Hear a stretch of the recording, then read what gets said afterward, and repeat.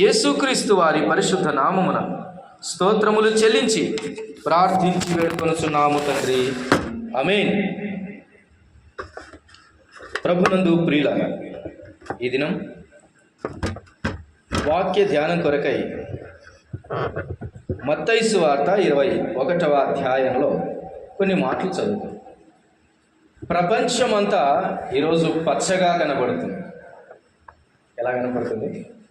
పచ్చగా కనపడుతుంది కదా, రైట్.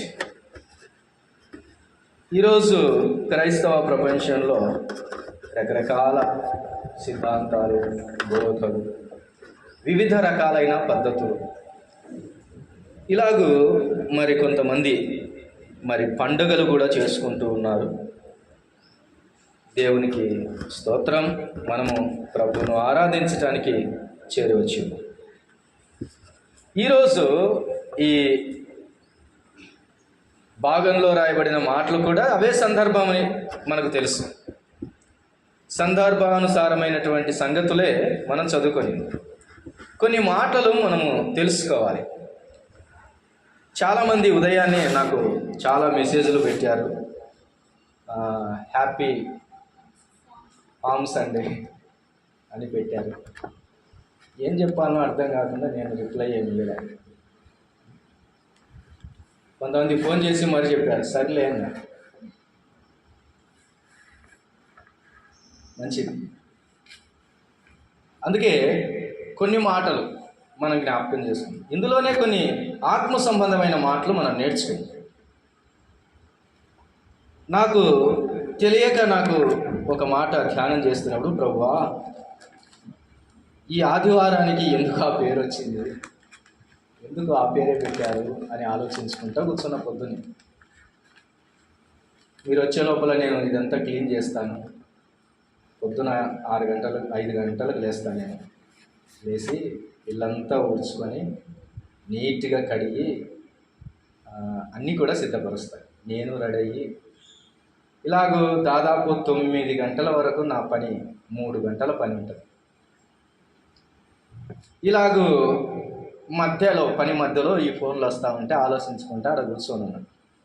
ఎందుకు ఈ ఆదివారాన్ని మట్టల ఆదివారమే అన్నారు, ఎందుకు బట్టల ఆదివారం అనలేదు, ఎందుకని గాడిద పిల్ల కూడా అందులో ప్రస్తావన ఉంది కదా, గాడిదల ఆదివారం అని ఎందుకు రాలేదు, ఎందుకు మట్టల ఆదివారమే అన్నారు అని ఆలోచన.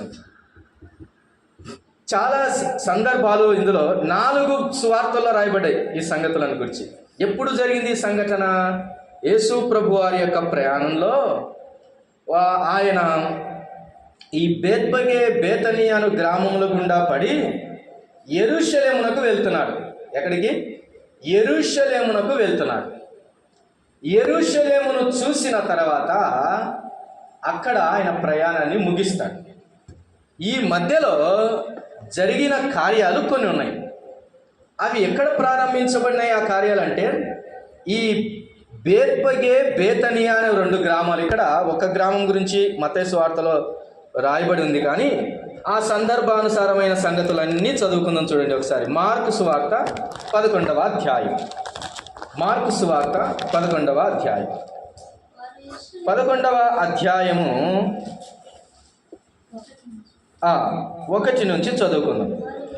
వారు యెరూషలేమునకు సమీపించి ఒలీవల కొండ దగ్గరనున్న బేత్పగే బేతనీయ అను గ్రామములకు వచ్చినప్పుడు అని చూస్తున్నాం. ఇదే మాట లూకాసు వార్త 19వ అధ్యాయం. లూకాసు వార్త 19వ అధ్యాయం.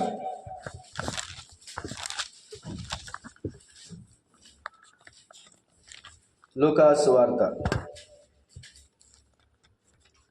19వ అధ్యాయము 29వ వచనం నుంచి చదువుకుందాం. 29వ వచనం నుంచి.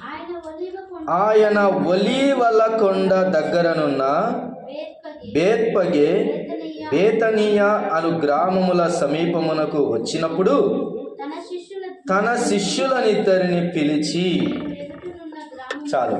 అలాగే యోహాను సువార్త 12వ అధ్యాయం. యోహాను సువార్త 12వ అధ్యాయం.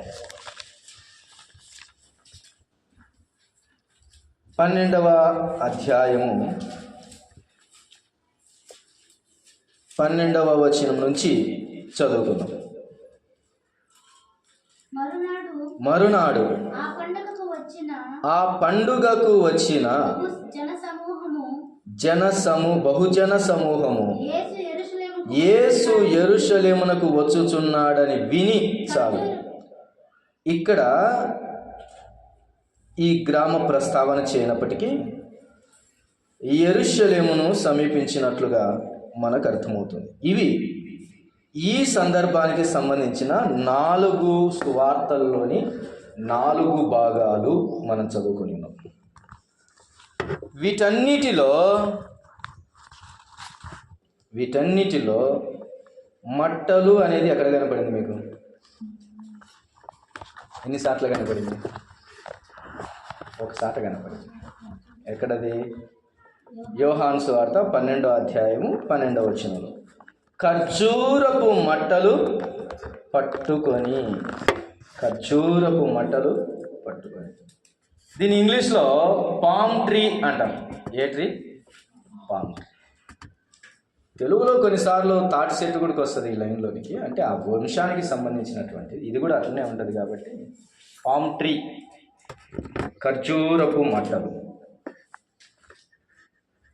ఈ ఖర్జూరపు మట్టల్లో కూడా మానవుడు ఏం చేశాడంటే, ఖర్జూరపు మట్టలు దొరకవు కాబట్టి ఈ ఆదివారాన్ని ఉత్తమ మట్టల ఆదివారం అని పెట్టుకుంటే బాగుంటుంది, ఎందుకంటే ఏ మట్టలైనా దొరుకుతాయి కాబట్టి అనుకున్నాడు. ఖర్జూరపు మట్టలే దొరకాలిగా, దొరకవు కాబట్టి మంచిది. ఈ 4 చోట్ల ఖర్జూరపు మట్టలను గురించిన ప్రస్తావన ఎన్నిసార్లు ఉంది? ఒక చోట. ఎన్ని చోట్ల? ఒక చోట. ఈ సందర్భంలోనికి ఇన్క్లూడ్ అయ్యేటివి ఏమేమి ఉన్నాయి అని చదివితే మత్తయి సువార్తకు రండి. మరలా మత్తయి సువార్తకు రండి. ఈ సందర్భాన్ని మనము ఈరోజు చాలామంది చేసుకునే ఈ పండగ సందర్భంలో వారు ఎంచుకున్నటువంటి సంగతులు ఎందుకు, ఆ సంగతులలో ఉన్నటువంటి సంగతులు ఏంటో మనం చూద్దాం. 21వ అధ్యాయంలో తరువాత యెరూషలేమునకు సమీపించి ఒలీవ చెట్ల కొండ దగ్గర ఉన్న బేత్పగేకు వచ్చినప్పుడు యేసు తన శిష్యులలో 2 చూచి, మీ ఎదుటనున్న గ్రామమునకు వెల్లుడి, వెళ్ళగానే కట్టబడి ఉన్న ఒక గాడిదయు దానితోనున్న ఒక గాడిద పిల్లయు మీకు కనబడును, దాన్ని విప్పి నా ఎద్దకు తోలుకొని రండి. ఎవడైనను మీతో ఏమైనను అనినేడలా అవి ప్రభువునకు కావలసి ఉన్నవని చెప్పవలెను. వెంటనే అతడు వాటిని తోలి పెట్టునని చెప్పి వారిని పంపెను. ప్రవక్త వలన చెప్పబడినది నెరవేరునట్లు ఇది జరిగెను. అదేమనగా, ఇదిగో నీ రాజు సాత్వికుడై గాడిదను, భారవాహక పశువు పిల్లైన చిన్న గాడిదను ఎక్కి నీ యొద్దకు వచ్చుచున్నాడని సియోను కుమారితో చెప్పుడి అనునది. శిష్యులు వెళ్ళి యేసు తమకు ఆజ్ఞాపించిన ప్రకారం చేసి ఆ గాడిదను దాని పిల్లను తోలుకొని వచ్చి వాటి మీద తమ బట్టలు వేయగా ఆయన బట్టల మీద కూర్చుండెను. జన సమూహములోను అనేకులు తమ బట్టలు దారి పొడుగున పరిచిరి. కొందరు చెట్ల కొమ్మలు నరికి దారి పొడుగున పరిచిరి. జన సమూహములలో ఆయనకు ముందుకు వెలుచుండిన వారును వెనక వచ్చుచుండిన వారును, దావీదు కుమారునికి జయము, ప్రభు పేరట వచ్చువాడు స్తుతింపబడును గాక, సర్వోన్నతమైన స్థలములలో జయము అని కేకలు వేయిచుండిరి. ఇక్కడ ఈ సందర్భంలో ఆ బేత్పగే గ్రామం దగ్గరికి వచ్చినప్పుడు అక్కడ ఉన్న గాడిదను, గాడిద పిల్లను తీసుకొని వచ్చారు. ప్రభు ఆజ్ఞాపించినట్లుగా శిష్యులు తీసుకొని వచ్చారు. ఆయన ఆ గాడిద పిల్ల మీద ఆ బట్టలు వేసినప్పుడు దాని మీద ఆయన కూర్చుండెను అని మనం చూస్తాం. అలాగ కూర్చున్నప్పుడు కొంతమంది ఏం చేశారు? బట్టలు దారి పొడుగున పరిచిరి అని రాయబడి ఉంది. ఏం పరిచారంట? బట్టలు పరిచారు. కొంతమంది చెట్ల కొమ్మలు నరికి అక్కడ వేశారు. ఇక్కడ ఏ చెట్లు ఉన్నాయి? ఏ చెట్లు తెలియదు. చెట్ల కొమ్మలు నరికి. ఈ పామ్ ట్రీ చెట్టుకు ఉన్నటువంటి అవి కొంచెం ములులుగా ఉంటాయి. అవునా? ఎలా ఉంటాయి? కొంచెం ములులుగా ఉంటాయి. పెద్ద గాయపరిచేటి కాకపోయినా బాధించగలిగినటువంటి. ఇవి కాళ్ళ కింద వేస్తే ఎట్లుంటుంది? కూర్చుకుంటుంది కదా. మరి వీరు నిజంగా అవి వేసింటారంటారా? అవి వేరు, మెత్తగా ఉండేటివి వేసింటారు. అందుకే ఏమి నరికారు అక్కడ చూడండి, పొలములో అక్కడ రాయబడిన మాట ఏంటి? చెట్ల కొమ్మలు నరికి.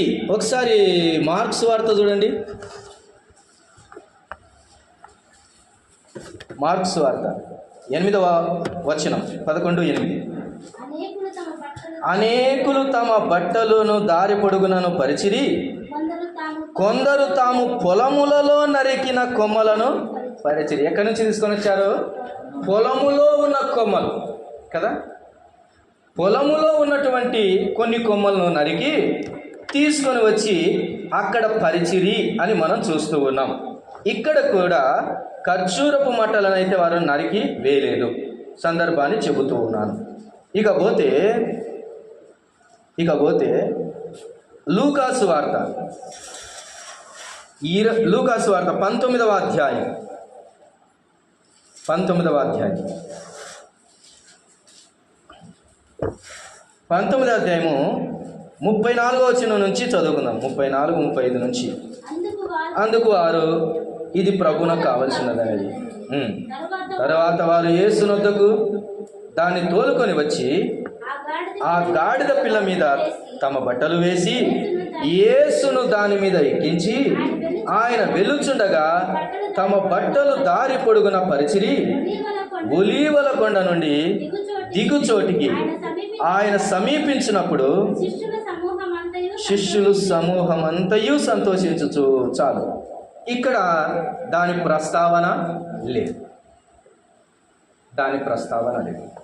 రెండు చోట్ల వారు నరికి పడవేసినట్టు కనబడుతున్నాయి. అయితే ఈ మట్టలు లేకపోతే ఈ ఖర్జూరపు మట్టలు అన్నవి ప్రయాణంలో ఉన్న వాటి సంగతి కాదు. ప్రయాణంలో ఉన్న వాటి సంగతి కాదు. మరి ఎప్పుడు పట్టుకున్నారు ఇవి? యోహాను సువార్త. ఎవరు పట్టుకున్నారు? ఎప్పుడు పట్టుకున్నారు? యోహాను సువార్త 12వ అధ్యాయం 12వ వచనం. మరునాడు ఆ పండుగకు వచ్చిన బహుజన సమూహము యేసు యెరూషలేమునకు వచ్చుచున్నాడని విని ఖర్జూరపు మట్టలు పట్టుకొని ఆయనను ఎదుర్కొనబోయి, జయము ప్రభు పేరట వచ్చుచున్న ఇశ్రాయేలు రాజు స్తుతింపబడునుగాక అని కేకలు వేసిరి. ఎవరు పట్టుకున్నారు ఇవి? వెంబడించిన వారా? బేత్పగే నుంచి వచ్చిన వారా? కాదు. ఇది ఎవరు పట్టుకున్నారు? యెరూషలేములో ఉన్నవారు. అంటే ఆయన వస్తాడు అని ఎదురు చూసినటువంటి వారిలో బహుజన సమూహము ఈ ఖర్జూరపు మట్టలు పట్టుకొని ఎదురు చూశారు. విషయం ఏంటంటే, ఈ ఖర్జూరపు మట్టలు పట్టుకోవాలని ప్రవచనం లేదు. ఖర్జూరపు మట్టలు పట్టుకోవాలని పద్ధతి లేదు. కానీ ఆనాడు ఉన్న ఆచారమేమో శుభానికి, అంతలేందే వారు ఆ మట్టలు పట్టుకొని రారు. ఆనాటికే ఒక శుభకార్యానికో ఒక జయప్రదానికో గుర్తుగా చేయటానికి వారు ఖర్జూరపు మట్టలు పట్టుకోవడం వారికి అలవాటు కాబోలు. అందుకని వారు అవి పట్టుకొని ఎదురు చూచారు. ఆయన వచ్చుచున్నాడని విని వారు వాటిని పట్టుకొని జయము అనే సూచనగా వారు చెబుతూ ఉన్నారు. ప్రభునందు ప్రియులారా, ఇలాగూ దైవ గ్రంథంలో ప్రతి కార్యానికి ఏదో ఒక ఆచారము ఆనాటి ప్రజలు ఆచరించే ఉన్నారు. ఏదో ఒక పద్ధతి వారు చేస్తూనే వచ్చారు. అయితే దేవుని పిల్లలమైన మనము వీటి విషయమై ఎలాగో స్పందించాలి అని అంటే, మెల్లగా దేవుని వాక్యము దేనిని హైట్ చేస్తుందో, మెల్లగా దేవుని వాక్యము దేని వైపు నడిపిస్తుందో ఆ సంగతులను చూడాలి. కానీ విడిచిపెట్టవలసిన వాటిని గురించి కాదు చూడాల్సింది. యేసు కానానులో పెళ్లి విందునకు వెళ్ళెను. అక్కడ యూదుల శుద్ధీకరణ ఆచార ప్రకారము 6 రాతి బాణలు అక్కడ ఉండెను అని చూస్తూ ఉన్నాం. అక్కడ 6 రాతి బాణల గురించి పట్టించుకోలేదు, ఆ శుద్ధీకరణ ఆచారముల గురించి పట్టించుకోలేదు. ఆయన ఆశ్చర్య కార్యముల గురించి పట్టించుకున్నాడు, ఆయన మహిమను మాత్రమే చూశాడు. అది దేవుని పిల్లలుగా మనం చూడాలి. ఆనాడు 6 రాతి బాణలు పెట్టారు కదా అని ఈరోజు కూడా ఏం చేయాలి మరి లెక్క ప్రకారం కదా? ఆచారాన్ని తుంచేస్తూ దేవుని వాగ్దాన ఆచరణ మనము జరిగించాలి, కానీ ఆచారాన్ని వెనకేసుకొని రాకూడదు. మత్తయి సువార్త కాంటెంట్లో లేని మట్టలు, మార్కులో లేని మట్టలు, లూకాలో లేనటువంటి మట్టలు, యోహానులో బహుజన సమూహము చేసిన సంగతిని మాత్రమే అక్కడ రిప్రజెంట్ చేయాల్సి వస్తుంది. అయితే ఏ మాటను నేను ఏమి అనను, కానీ ఏది నీవెంచుకుంటావో ఆ విషయాన్ని నీ ముందుంచుతాను. ఎవరు ఏమి చేశారు అన్న సంగతులు మన ముందుంచుకుందాం. ఎవరు చేసిన కార్యాలు శ్రేష్టమైనవో దానిని మనము అవలంబిద్దాం. భూమి మీద నేటి సంఘానికి దేవుడు ఏ ఆచారము ఇవ్వలేదు. ఇచ్చిన ఆచారము ఏదైనా ఉందా అంటే అది ప్రభువే చెప్పాలి. ఆ ఆచారాన్ని, అది ఒకే ఒక ఆచారం. అది ఏమిటి అంటే ఆదివారమున బల్ల అనే ఆచారం ఒకటి. అది ఆయనే చెప్పాడు. ఏమని? నేను వచ్చేంత వరకు ఇలాగూ చెయ్యండి అని చెప్పాడు. మొదట దేవుని పిల్లలకు ఉండాల్సిన గుణలక్షణం ఏంటంటే ఇది యేసు చెప్పానా అని ఆలోచన చేయాలి. ఒకవేళ చెప్పకపోయినా ఇది మంచిదైతే చేయవచ్చును, దానివల్ల లాభం ఉంటే చేయవచ్చును, దాని వలన ఆత్మ సంబంధమైనది ఉంటే చేయవచ్చును, కానీ లేనట్లయితే దాని గురించి పక్కన పెట్టేశారు. ప్రభువే చెప్పినా 100కి 100 పాలు చేయాల్సిందే. ప్రభు చెప్పినా 100కి 100 పాలు చేయాల్సిందే. అది ఇప్పుడు రండి, ఈ సంగతులలో దాగి ఉన్న సంగతులు, దాగి ఉన్న మనుషులు, వారు చేసిన కార్యాలు ఏమున్నాయో మనము జ్ఞాపకం చేసుకొని పాఠాలు నేర్చుకుందాం. కొద్దిసేపు ధ్యానం చేద్దాం. చూడండి, ఈ సందర్భంలో నాకు లేదా 3-4 రకాల ప్రజలు కనబడతారు. ఎంతమంది? 3-4 రకాల ప్రజలు కనబడతారు, లేదా రకాలైన మనుషులు కనబడతారు. వాటిని నేను విభజించి ఒక్కొక్కరి గురించి నేను ఇలాగ చెప్తాను. మొట్టమొదటిగా మత్తయి సువార్త 21వ అధ్యాయము 6వ వచనం నుంచి చదువుకుందాం. శిష్యులు వెళ్ళి యేసు తమకు ఆజ్ఞాపించిన ప్రకారము చేసి ఆ గాడిదను దాని పిల్లను తోలుకొని వచ్చి వాటి మీద తమ బట్టలు వేయగా ఆయన బట్టల మీద కూర్చుండెను. జన సమూహములోను అనేకులు తమ బట్టలు దారి పొడుగున పరిచిరి. కొందరు చెట్ల కొమ్మలు నరికి దారి పొడుగున పరిచిరి. జన సమూహములలో ఆయనకు ముందు వెలుచుండిన వారును వెనక వచ్చుచుండిన వారును దావీదు కుమారునికి జయము, ప్రభు పేరట వచ్చు వాడు స్తుతింపబడును గాక, సర్వోన్నతమైన స్థలములలో జయము అని కేకలు వేయుచుండిరి. ప్రియులారా, ఇక్కడ ఒక బ్యాచ్ 6వ వచనంలో శిష్యులు అని కనబడుతున్నారు. ఒక బ్యాచ్. ఏ బ్యాచ్? శిష్యుల బ్యాచ్. ఈ శిష్యుల బ్యాచ్ ఏం చేసిందో ఒక 2-3 విషయాలు మనం నేర్చుకుందాం. మొదట ఏ బ్యాచ్ కనబడుతుంది? శిష్యుల బ్యాచ్ కనబడుతుంది. శిష్యులు చేసిన పని ఏమిటి అని మనము జ్ఞాపకం చేసుకుందాం. చూడండి, 6వ వచనంలోనే చదువుతున్నాను. శిష్యులు వెళ్ళి యేసు తమకు ఆజ్ఞాపించిన ప్రకారము చేసి.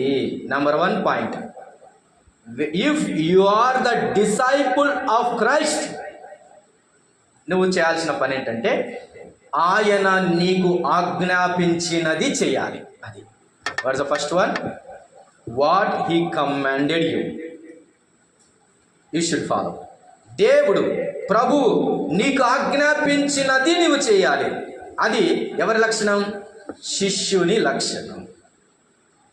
ఆజ్ఞను పాటించటం ఎవరి లక్షణం? శిష్యుని లక్షణం. ఆజ్ఞను పాటించమని చెప్పింది ప్రభువే. ప్రభువే. ఎవరు చెప్పారు? ఆజ్ఞ ఇచ్చింది ఎవరు? ప్రభువే ఆజ్ఞ ఇచ్చాడు. ఆజ్ఞ మేరకు ఆజ్ఞను పాటించింది ఎవరు? శిష్యులు. మరలా చెప్తున్నాను, if you are the disciple of Christ you should follow his commandments. That's it. ఇది శిష్యుల లక్షణము అని చూస్తూ శిష్యులు చేసిన పని మనము జ్ఞాపకం చేసుకొంటున్నాం. ఇంకేం చేశారు చూడండి, లూకాసు వార్తకు రండి, అక్కడైనా ఉంటుంది. కొంచెం మనము మరొక చోటికి వెళ్ళి కూడా ఈ సంగతులు జ్ఞాపకం చేసుకుందాం. శిష్యులు చేసిన పని ఏమిటి అన్నది 3వ వచనం 11వ అధ్యాయం మార్కు సువార్త 11వ అధ్యాయం 3వ వచనం. ఎవడైనా మీరెందుకు ఇలాగు చేయుచున్నారని మిమ్మును అడిగిన ఎడల అది ప్రభువునకు కావలసి ఉన్నదని చెప్పుడి, తక్షణమే అతడు దాన్ని ఇక్కడికి తోలి పంపునది. ఇంతకు ఈ శిష్యులు దేన్ని తీసుకొని వచ్చారండి? గాడిద పిల్లను విప్పుకొని తీసుకొని వచ్చారు. నీవు శిష్యుడవైతే, నీవు శిష్యురాలవైతే నీవు చేయాల్సిన పని ఏంటో తెలుసా? కట్టబడిన గాడిదను విప్పి తీసుకురావాలి. ఆ పండగ రోజు, లేకపోతే ఆ సంతోష దినం రోజు గాడిద పిల్ల, దాంతోపాటు గాడిద కూడా రెండు వచ్చాయి. గాడిద పిల్లయు రెండు వచ్చాయి. ఆయన గాడిద పిల్ల మీద తమ బట్టలు వేయగా దాని మీద ఆయన ఎక్కినని చూస్తాం. శిష్యుని లక్షణం ఏంటంటే ఆజ్ఞ ప్రకారం చేయాలి. రెండోది, విడుదల లేని దానికి విడుదలను ఇవ్వాలి, విడిపించి తీసుకొని రావాలి. గాడిద పిల్లను తీసుకొని వచ్చారు. చాలా గాడిదలు కట్టబడి ఉన్నాయి లోకంలో, విడిపించే నాథుడే లేడు. కొన్ని గాడిదలు తాగుడుకు కట్టబడి ఉన్నాయి, దానిలో విడిపించే నాథుడే లేడు.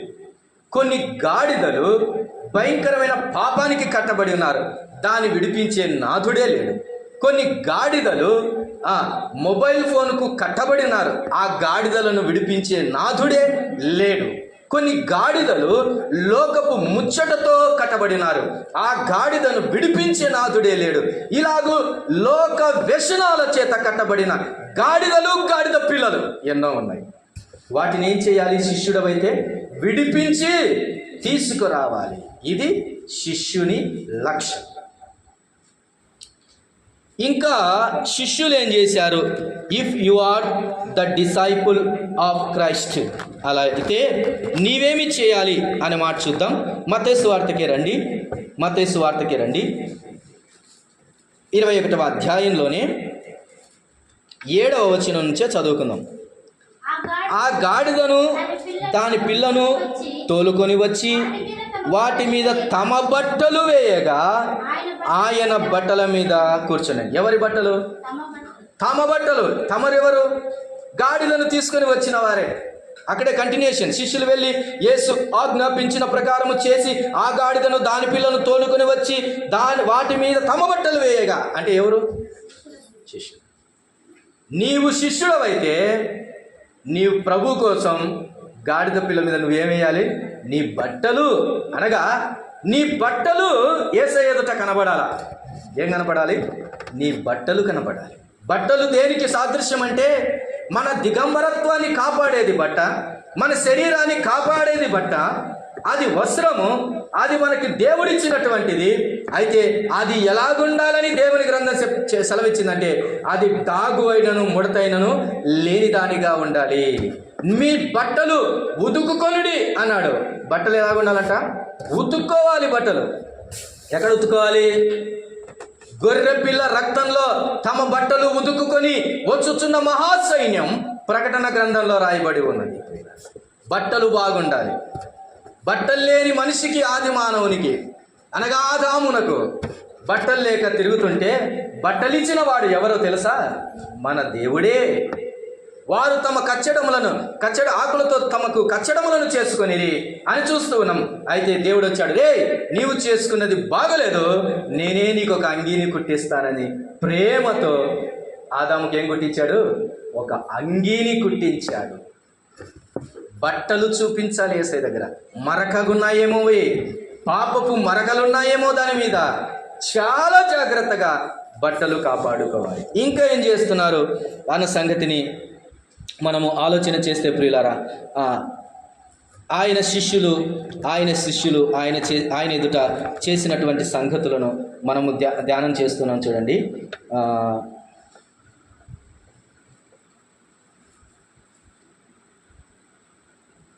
రండి మా లూకాసు వార్తలో ఒక సంగతిని చదువుకుందాం. లూకాసు వార్త 19వ అధ్యాయం. లూకాసు వార్త 19వ అధ్యాయం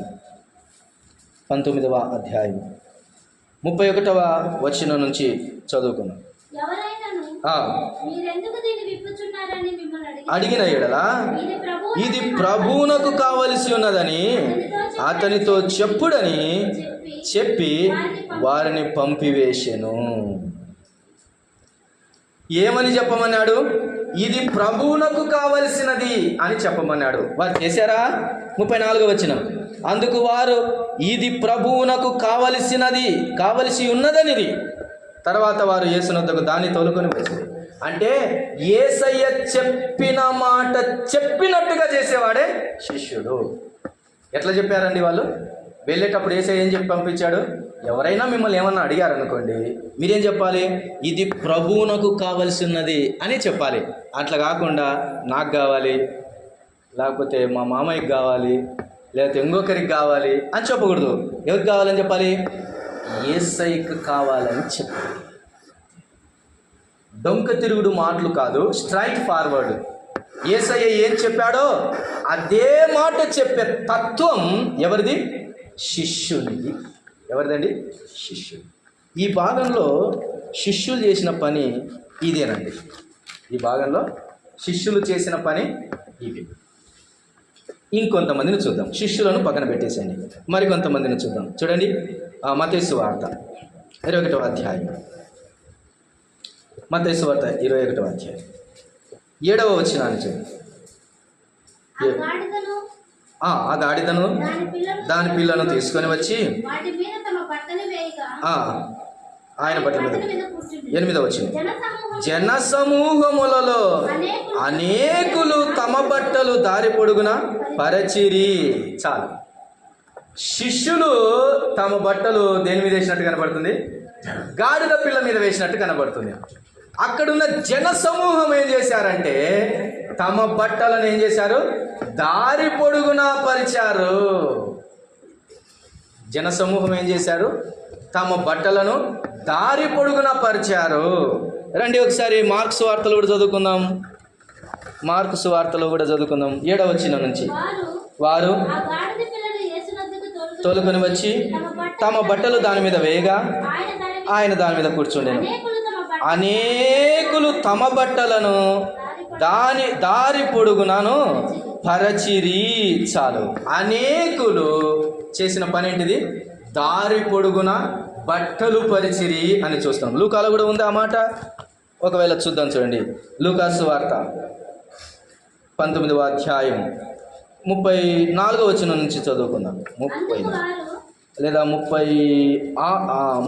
నుంచి చదువుకుందాం. తర్వాత వారు యేసునొద్దకు దాన్ని తోలుకొని వచ్చి ఆ గాడిద పిల్ల మీద తమ బట్టలు వేసి యేసును దాని మీద ఎక్కించి ఆయన వెలుచుండగా తమ బట్టలు దారి పొడుగున పరిచిరి.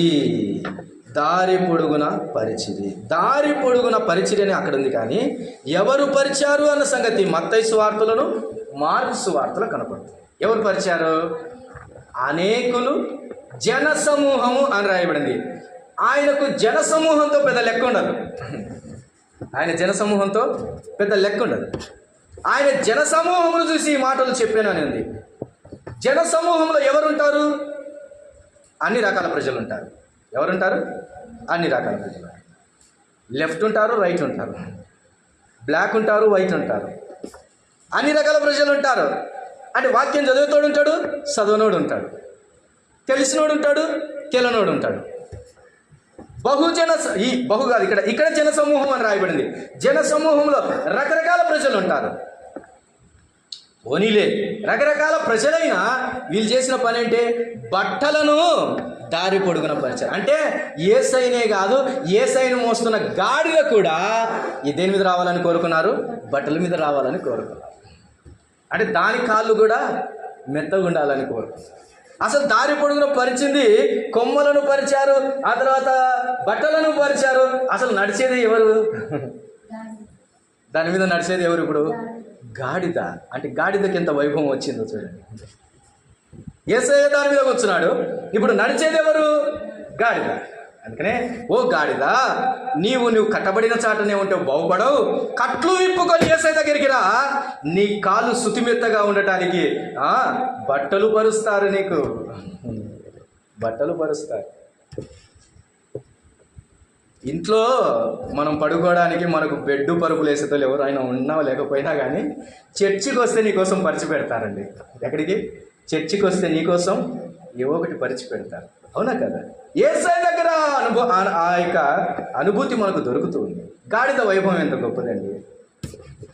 అయితే ఈ బట్టలు పరిచిన బ్యాచ్ ఎవరు అని మనం ఆలోచన చేస్తే ఇది శిష్యుల బ్యాచ్ కాదు. ఇది శిష్యుల బ్యాచ్ కాదు. ఇది జనసమూహం చేసిన పని. ఈ జనసమూహంలో రకరకాల ప్రజలు ఉండవచ్చు. నేను ఒక మాట అంటున్నాను, ఈ రకరకాల ప్రజలు చేసిన ఈ కార్యం ఇది అవునని కానీ కాదని కానీ చెప్పలేము. ఇది అవును అని ఆచరించడానికి కూడా లెక్క లేదు ప్రియులారా. ఎందుకంటే యేసయ్య ఏమాత్రం చెప్పలేదు. కాబట్టి ఆ విషయమై మౌనంగా ఉండాలి. నాకు ఇక్కడే డౌట్ వచ్చింది. అరే, ఎక్కడో 3 చోట్ల రాయబడినటువంటి, ఎన్నిసార్లు రాశారు బట్టలు పరిచారని? 3 చోట్ల రాశారు. మట్టల గురించి ఎన్నిసార్లు రాశారు? ఓరే, మట్టకి ఎంత వైభవం వచ్చింది, బట్టకి ఎందుకు రాలేదు? ఇది నా ప్రశ్న. 3 చోట్ల రాసిన బట్టకు లేని వైభవం ఒక్కసాట రాసిన మట్టకు వచ్చింది. దానికి మళ్ళీ పూలు దొరకడం చూసారా? చూసొచ్చారా? ఎంత అంగరంగ వైభవమో దానికి. లోకము చెడ్డది. లోకమునకు ఒక బలహీనత ఉంది. ఏందో తెలుసా? ఆచారాన్ని అలాగూ పట్టేసుకుంటుంది. ఆచారాన్ని అలాగూ పట్టేసుకుంటుంది. ఇది మానవ నైజం. కానీ దేవుని వాక్యం పట్టుకోవడానికి చాలా కష్టపడుతుంది. ఇది బలహీనత. మానవునికి ఇది ఈజీ. ఏంటి తెలుసా? దేవుడు అని ఒక విగ్రహం పెట్టుకొని మొక్కడానికి మానవునికి చాలా ఈజీ. కానీ దేవుడు ఆయన కనబడకపోయినా మహిమాస్వరూపి అయి ఉన్నాడు అని నమ్మడం కష్టమవుతుంది మానవునికి. అర్థమైందా?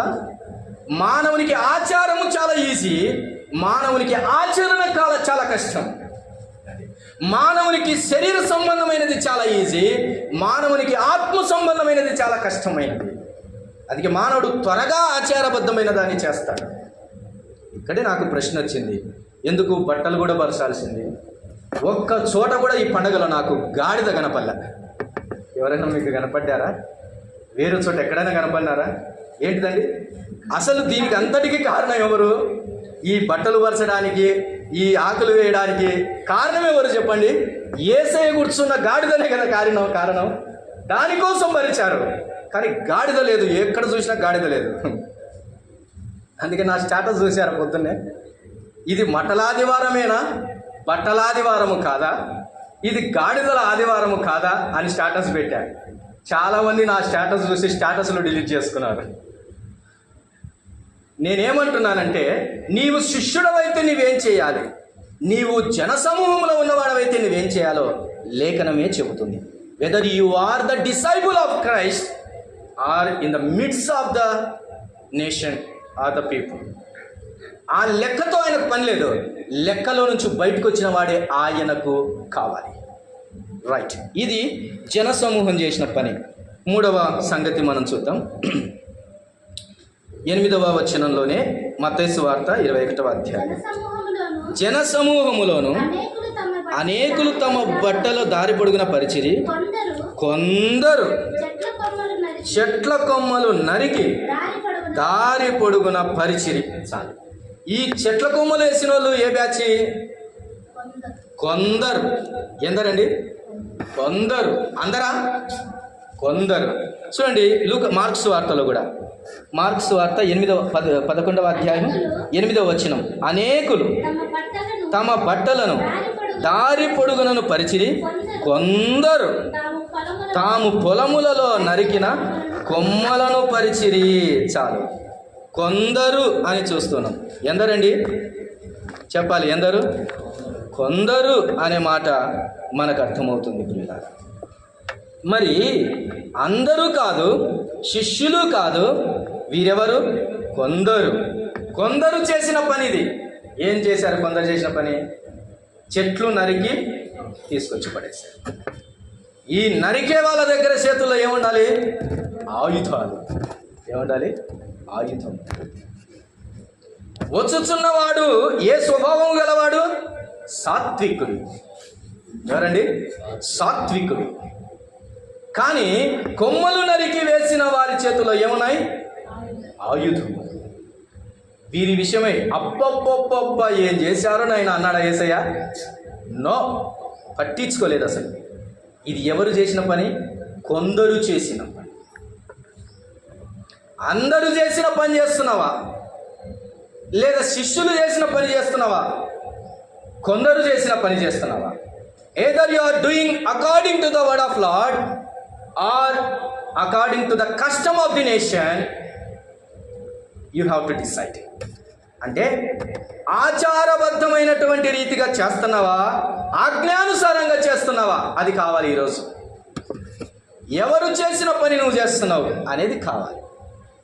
అందుకని ఎక్కడైనా చూడండి, శిష్యులు చేసినట్టుగా గాడిదను తీసుకొచ్చేటోళ్ళు లేరు. శిష్యులు చేసినట్టుగా గాడిద మీద బట్టలేసిన వాళ్ళు లేరు. విషయం ఎవరున్నారు ఇక్కడ అంటే మట్టలు పట్టుకున్న వాళ్ళే ఉన్నారు. అర్థమైందా? మన బ్యాచ్ ఏది? ఇందులో మన బ్యాచ్ ఏది అన్నది అర్థం చేసుకోవాలి. అర్థం చేసుకోవాలి. ఇంకొక బ్యాచ్ ఉంది, ఆ బ్యాచ్ని కూడా నేను చూపిస్తాను. కొందరు చేసిన పనిని యేసయ్య పట్టించుకోలేదు. జన సమూహము చేసిన పనిని యేసయ్య పట్టించుకోలేదు. యేసయ్య పట్టించుకున్న పని ఏంటో తెలుసా? శిష్యులు చేసినటువంటి పనిని. అది ఆయన ఆజ్ఞాపించాడు కాబట్టి. మరలా చూద్దాం, ఇంకొక బ్యాచ్ కనబడుతుంది. మత్తయి సువార్త 21వ అధ్యాయం. మత్తయి సువార్త 21వ అధ్యాయము 9వ వచనం. జన సమూహములలో ఆయనకు ముందు వెలుచుండిన వారును వెనక వచ్చుచుండిన వారును, దావీదు కుమారునికి జయము, ప్రభు పేరట వచ్చువాడు స్తుతింపబడును గాక, సర్వోన్నతమైన స్థలములలో జయము అని కేకలు వేచుండిరి. ఒకసారి ఇదే మాటను మార్కులో కూడా చదువుదాం. 9వ వచనం. మరియు ముందు వెలుచుండిన వారును వెనక వచ్చుచుండిన వారును జయము, ప్రభు పేరట వచ్చువాడు స్తుతింపబడును గాక, వచ్చుచున్న మన తండ్రి అయిన దావీదు రాజ్యం స్తుతింపబడును గాక, సర్వోన్నతమైన స్థలములలో జయము అని కేకలు వేయిచుండిరి. లూకాసు వార్త 19వ అధ్యాయము 37 నుంచి చదువుకుందాం. ఒలీవల కొండ నుంచి దిగుచోటికి ఆయన సమీపించుచున్నప్పుడు శిష్యుల సమూహమంతయు సంతోషించుచు, ప్రభు పేరట వచ్చు రాజు స్తుతింపబడును గాక, పరలోకమందు సమాధానమును, సర్వోన్నతమైన స్థలములలో మహిమయు ఉండును గాక అని తాము చూచిన అద్భుతములన్నిటిని గూర్చి మహాశబ్దముతో దేవుని స్తోత్రము చేసాగిరి. ఈ 3 సందర్భాలు చాలు. ఇట్ట చేసిన వాళ్ళకు ఒక సమస్య వచ్చింది. ఇప్పుడు చేసిన బ్యాచ్ ఏం పని చేసింది చెప్పండి? మీకు అర్థం కావాలి. ఏం పని చేసింది? దేవునికి స్తోత్రం చెల్లించింది, జయము అని పలికింది, దేవునికి స్తోత్రం అని పలికింది. ఈ విషయంలో యేసయ్య కలిగించుకున్నాడా లేదా? అది లూకాసు వార్త 19వ అధ్యాయము 39వ వచనాన్ని చూడండి. 30. ఆ సమూహములో ఉన్న కొందరు పరిసయ్యులు, బోధకుడా నీ శిష్యులను గద్దింపుమని ఆయనతో చెప్పగా ఆయన వారిని చూచి మీరు ఊరకుండిన ఎడల ఈ రాళ్ళు కేకలు వేయినని మీతో చెప్పుచున్నాను. Yes, our Lord Jesus involved in this matter. స్తోత్రం చేసే విషయంలో, స్తుతి చేసే విషయంలో ఎవరు చేస్తున్నారు స్తుతి? మత్తయిలో అర్థం కాలే, మార్కులో అర్థం కాలే, లూకాలో అర్థమైంది. ఎవరు చేస్తున్నారు? శిష్యులు చేస్తున్న పనిది. రాజు స్తుతింపబడును గాక అంటున్నారు. అక్కడ చెప్పలేదు నేను కావాలనే విషయాన్ని, ఇక్కడ చెబుతున్నాను. If you are real disciple you should worship the Lord. ఇప్పుడు యేసయ్య ఈ విషయంలో ఇన్వాల్వ్ అవుతున్నాడు. అక్కడ ఒక బ్యాచ్ ఉంది, కనబడని బ్యాచ్. ఆ బ్యాచ్ ఏ బ్యాచ్ తెలుసా? పరిసయ్యుల బ్యాచ్. వీళ్ళ దుంపల్లేగా వీళ్ళు ఎక్కడికి వచ్చారు? యేసయ్యతో పాటు యెరూషలేమునకు ప్రయాణంలో కూడా కట్టుకొని ఉన్నారండి. నేను అంటాను ఈ మట్టలు బట్టల పని వీళ్ళదే ఏంటది? ఎవరిదేంటది? పరిసయ్యుల పని ఏంటది? ఆచారాలంటే వీళ్ళకు చచ్చినంత ఇష్టం. ఆచారాలంటే చచ్చినంత ఇష్టం. ఆ రెండు మ్యాటర్స్లో యేసయ్య ఇన్వాల్వ్ కాలేదు. కానీ ఇప్పుడు స్తోత్రాలు చెల్లిస్తుంటే పరిసయ్యులు ఎవరిని ఏమంటున్నారు చూడండి, వాళ్ళ మాటలు చూడండి. పరిసయ్యులు, బోధకుడా నీ శిష్యులను గద్దింపుమని ఆయనతో చెప్పినాను. ఎందుకు గద్దించమంటున్నారు? వాళ్ళకు నచ్చలే. ఏ పని?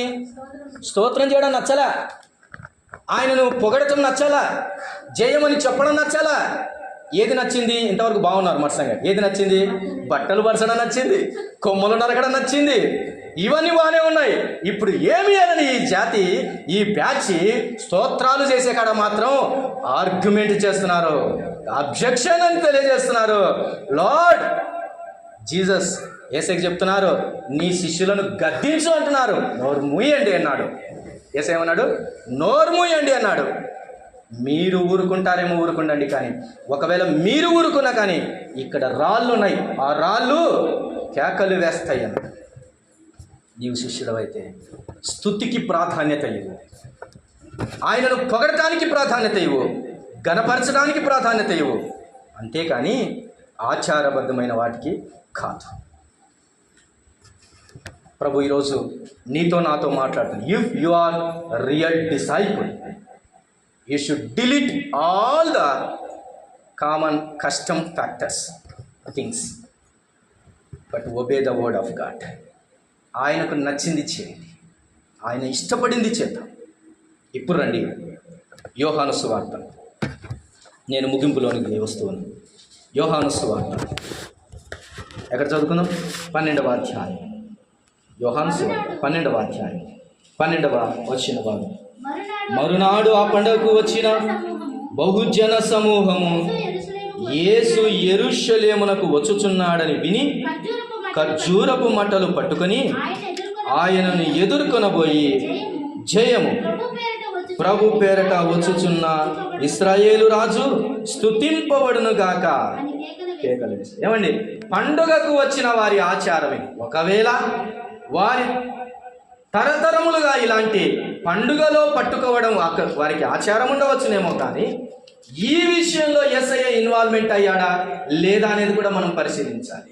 ఖర్జూరపు మట్టలను పట్టుకొని వచ్చినప్పుడు, ఖర్జూరపు మట్టలు పట్టుకున్న వారలారా దేవుడు మిమ్మల్ని దీవించునుగాక అన్నాడా? మీకు గాడ్ బ్లెస్ యు అన్నాడా? మీకు శుభం కలుగునుగాక అన్నాడా? ఏమీ పట్టించుకోలేదు. ఏమన్నా పట్టించుకున్నాడా? ఏమీ పట్టించుకోలేదు.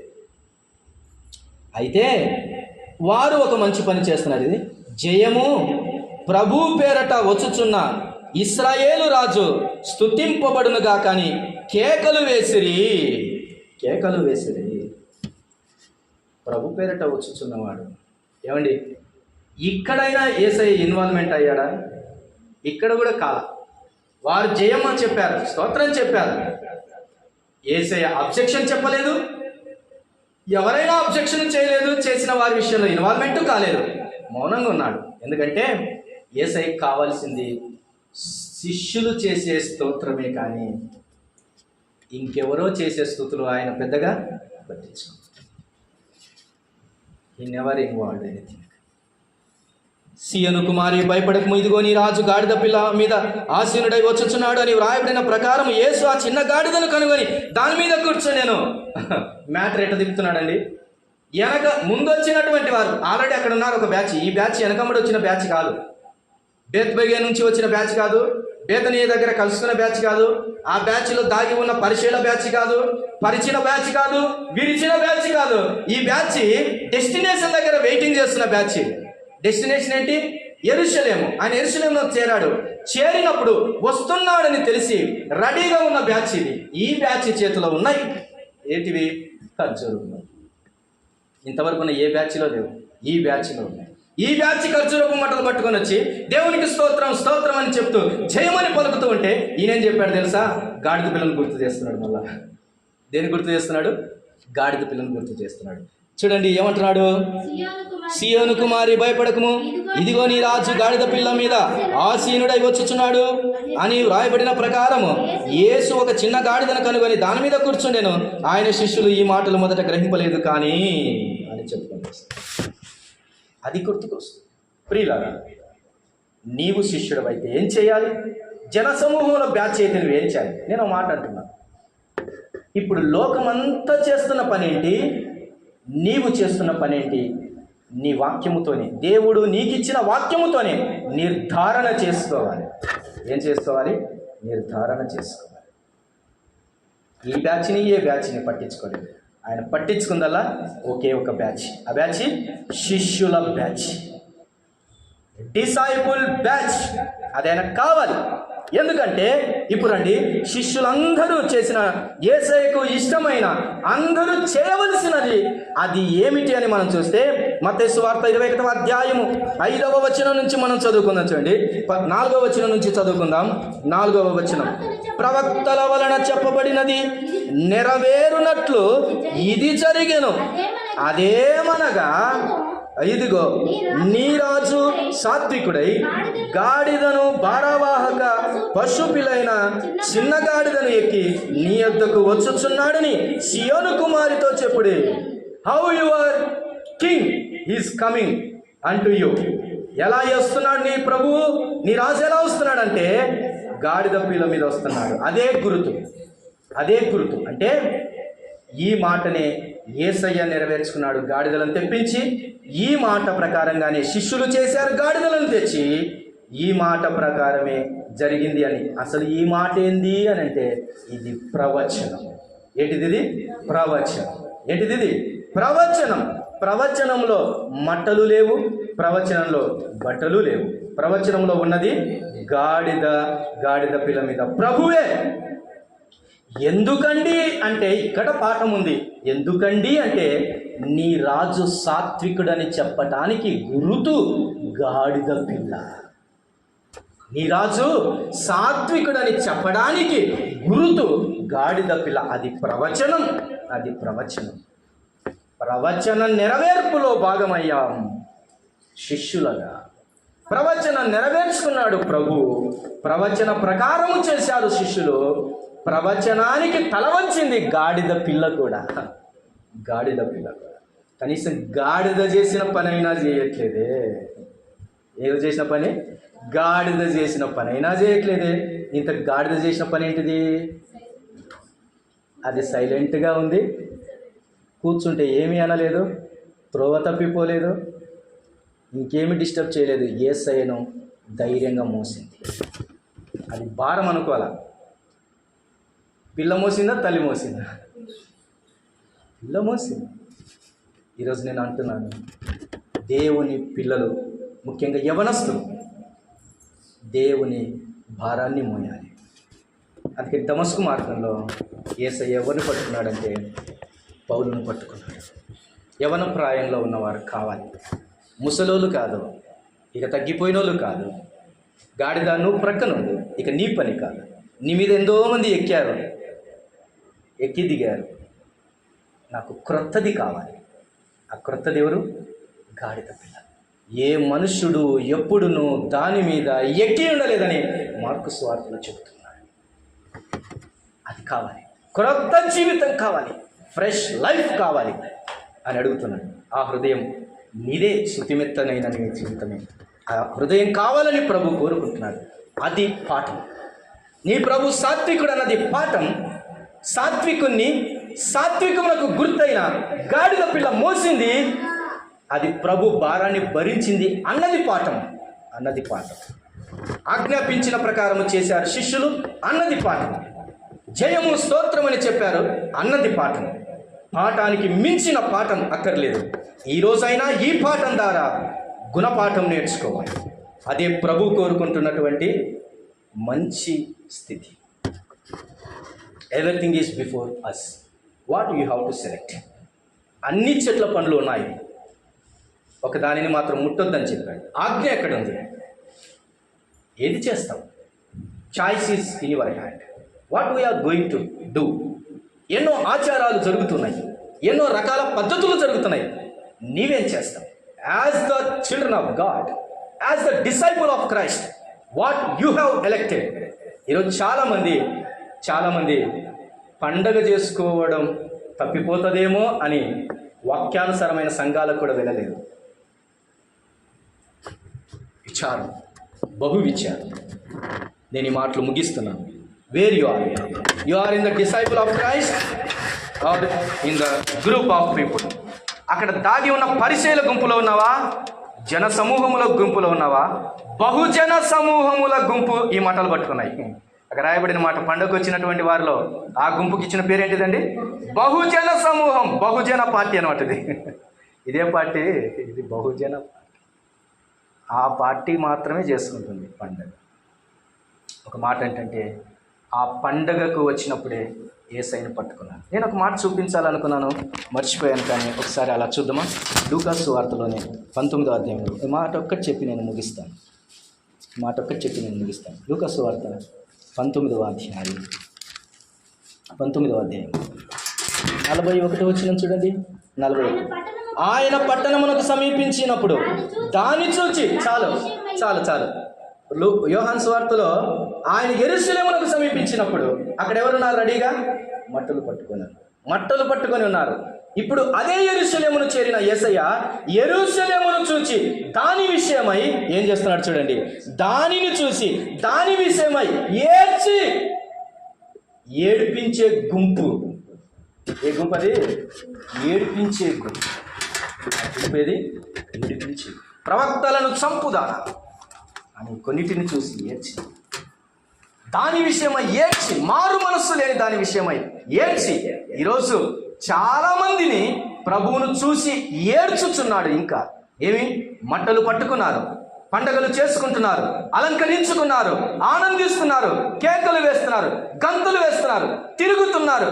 కానీ యేసయ్యను ఏడ్పించే బ్యాచ్ అదే దాని విషయమై ఆయన దానిని చూచి ఏడ్చి, అయిపోయింది జర్నీ. దాన్ని చూసి దాని విషయమై ఏడ్పించేది ఆ యెరూషలేము. దాని ఆచారాలు ఇంకెంత ఏడిపిస్తాయో, దాని విరోధ కార్యాలు ఇంకెంత ప్రభువుని ఏడిపిస్తాయో. నేను అంటున్నాను, ఏ బ్యాచ్లో లేకపోయినా దయచేసి ఏడిపించే బ్యాచ్లు మాత్రం నువ్వు ఉండొద్దు. అది ప్రభు కోరుకుంటున్నాడు. తలలు వంచండి, ప్రార్థన చేయండి.